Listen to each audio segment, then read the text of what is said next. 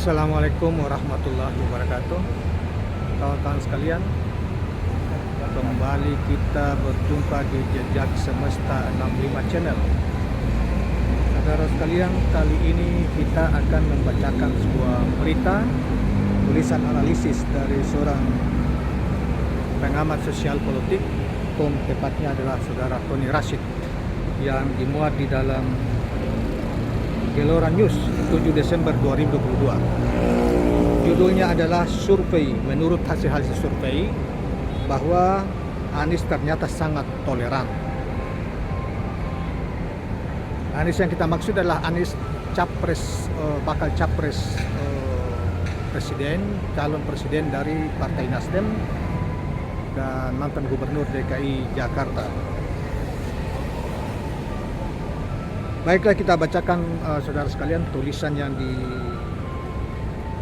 di dalam Gelora News ini, ditulis oleh salah seorang pengamat sosial politik, Tony Rashid. Kita sepakat bahwa blog campaign atau fitnah itu merusak nalar dan mental bangsa. Sebagian elit masih gemar menggunakan fitnah sebagai upaya merusak nama baik lawan politik. Ini tidak bermoral. Fitnah umumnya dilakukan dengan menggunakan jasa orang lain.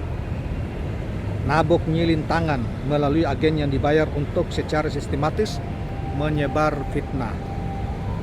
Marak di negara yang berhaluan ketuhanan yang Maha Esa. 5 tahun belakangan ini fitnah masif menyasar Anies Rashid Baswedan, mantan gubernur DKI Jakarta, tokoh yang telah didaulat Partai Nasdem untuk nyapres. Berbagai tuduhan tak mendasar terus berupaya mendiskreditkan beliau. Fitnah dalam politik itu biasa, kata sebagian orang, pandangan yang amat keliru dan fatal. Suatu yang sangat jelas salah, kejam, mendalimi orang lain dan merusak etika moral bangsa. Rusak demokrasi kita juga jika fitnah dianggap biasa dan diakomodir. Menjadi bagian dari budaya politik kita. Jika dibiarkan, bangsa ini tidak punya standar etika dan moral yang lagi dalam berpolitik. Tuduhan yang paling sering dialamatkan kepada Anies adalah gubernur intoleran. Tuduhan ini diduga kuat digarap oleh tim khusus yang bekerja secara sistemik dan profesional. Tuduhan ini sempat berpengaruh lumayan kuat terhadap persepsi komunitas tertentu. Seiring perkembangan politik, pengaruh tuduhan terhadap Anies mulai meredup. Ada beberapa faktor yang membuat stigma intoleransi terhadap Anies tersebut teredah. Tidak sebatas pelayanan administratif, tetapi juga bantuan.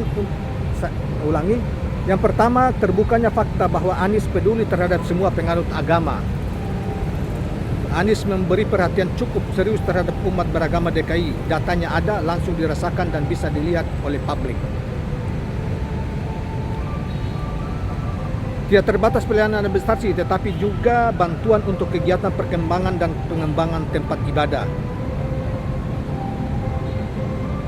BOTI, bantuan operasional tempat ibadah, merupakan bentuk nyata keseriusan Anies ngopeni umat beragama. Anies terbukti sangat peduli.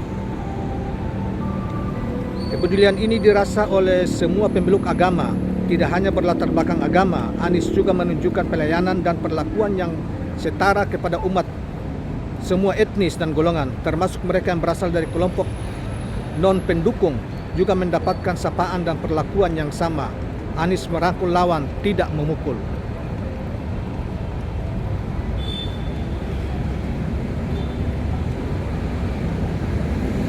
Kedua, dari fakta ini, para tokoh lintas agama memberi kesaksian atas perlakuan adil dari Anies tersebut.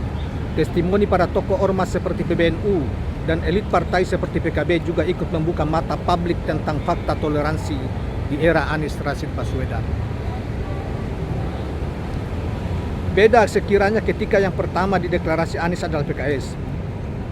Boleh jadi stigma intoleran dan politik identitas akan semakin, saya ulangi, saya ada lewati.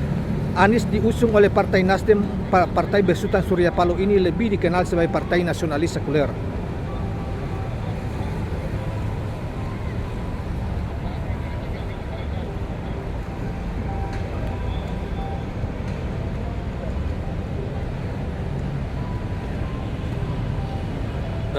saudara sekalian, saya kita tulisannya cukup panjang dan ya, kita lanjutkan saudara sekalian. Beda kiranya ketika yang pertama kali deklarasi Anies adalah PKS. Boleh jadi stigma intoleran dan politik identitas akan semakin kental. Lagi-lagi ini bukan soal fakta, tapi lebih pada persepsi publik. Sebab dalam politik yang penting berpengaruh adalah persepsi. Perlu dipahami bahwa tidak setiap persepsi itu benar dan punya basis fakta. Nah, selanjutnya kawan-kawan sekalian, dikatakan bahwa faktor-faktor di atas ternyata sangat berpengaruh dalam meminimalisir berbagai stigma negatif terhadap Anies.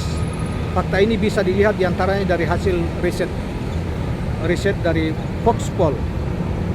Hasil riset Foxpol menunjukkan bahwa 38,2% umat Hindu memilih Anies. Kemudian 36,8% umat Katolik memilih Anies. 29% umat Protestan memilih Anies. 28,6% umat Buddha memilih Anies dan 33,3% umat Islam memilih Anies. Dari data riset Foxpol tersebut menunjukkan bahwa tuduhan Anies intoleran atau memainkan politik identitas tidak lagi banyak berpengaruh. Anggap enggak mempan lagi. Dengan begitu ruang kampanye bagi Anies untuk terbuka di semua segmen masyarakat. Seiring semakin berkurangnya efek tuduhan berbau agama terhadap Anies, ini akan memulihkan kewarasan publik dalam melihat dan mempersepsi Anies sebagaimana adanya. Anies adalah seorang akademisi cerdas, menarik dalam bernarasi dan punya magnet dalam berkomunikasi. Rekam jejak Anies dengan semua prestasinya akan dilihat apa adanya dan semakin jelas. Publik akan semakin objektif dalam mempersepsi Anies walaupun tuduhan terus saja ada dan tetap dilontarkan secara masif. Seiring proses waktu, beban stigma negatif di pundak Anies akan semakin ringan. Dengan begitu kesempatan Anies untuk menunjukkan jati dirinya akan semakin lapang. Di titik ini kompetisi yang normal dengan adu prestasi dan gagasan akan mendapatkan tempat yang lebih memadai.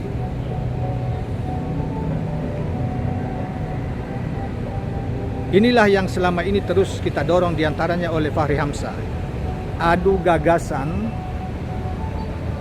akan semakin lebar ruangnya jika fitnah tidak dominan dalam kampanye. Padahal kandidat dan tim ses harus mau mengerti rambu-rambu ini yang selalu dipesankan oleh Anies Rashid Baswedan kepada para relawannya agar konsisten untuk tidak melakukan negatif campaign dan menyebar hoaks. Jika Anies mendapatkan lawan yang setara dalam jejak prestasi dan kemampuan melahirkan gagasan untuk masa depan bangsa, maka Pilpres akan jauh lebih berbobot. Menurut Anda, siapa lawan Anies yang punya kualifikasi itu? Selama ini lawan terkuat Anies adalah hoaks. Kompetitor terkuat Anies adalah fitnah. Bagaimana bisa setara? Bagaimana Pilpres berbobot? Demikian sang penulis menutup tulisannya. Saudara sekalian, cukup menarik dan apa yang dikemukakan oleh tulisan yang barusan kita bacakan tadi adalah fakta hari-hari ini, dan mudah-mudahan Pilpres akan datang, negara kita yang diusung adalah gagasan dan argumentasi yang sehat untuk serta visi yang jauh untuk membangun dan mensejahterakan bangsa ini, dan tidak menebar fitnah dan hoax untuk menjatuhkan lawan-lawan politik. Anies adalah salah satu capres yang hari-hari ini luar biasa dukungan diminati oleh masyarakat. Kemana-mana dia di masyarakat berkumpul puluhan ribu orang untuk menyambutnya, dan mulai dari bandara sampai tempat-tempat acara sebagaimana yang kita sudah saksikan sebelumnya. Dan rencana pada hari Sabtu atau tanggal 11 beliau akan berkunjung ke Makassar, kota Makassar, Sulawesi Selatan. Nanti kita lihat apa bagaimana respon masyarakat di sana. Apakah seperti yang sudah di Padang, seperti di Medan, di Padang, di Aceh, di Jawa Barat, di Palu dan sebagainya. Kita pastikan bahwa Makassar jauh lebih besar dukungan terhadap Anies daripada di tempat-tempat itu. Nah, saudara sekalian, saya kira pesan dari tulisan Tony Rashid tadi sangat menarik dan baik kita menghadapi dalam menghadapi Pilpres atau pemilu yang akan datang. Sebaiknya yang ditampilkan adalah persaingan gagasan atau gagasan dan visi sang calon presiden untuk untuk meyakinkan masyarakat bahwa mereka memiliki visi, argumentasi dan track record yang sangat memadai untuk memimpin bangsa ini ke depan dalam rangka membangun keadilan dan kesejahteraan Indonesia lebih baik di masa yang akan datang. Baiklah kawan-kawan sekalian, tentang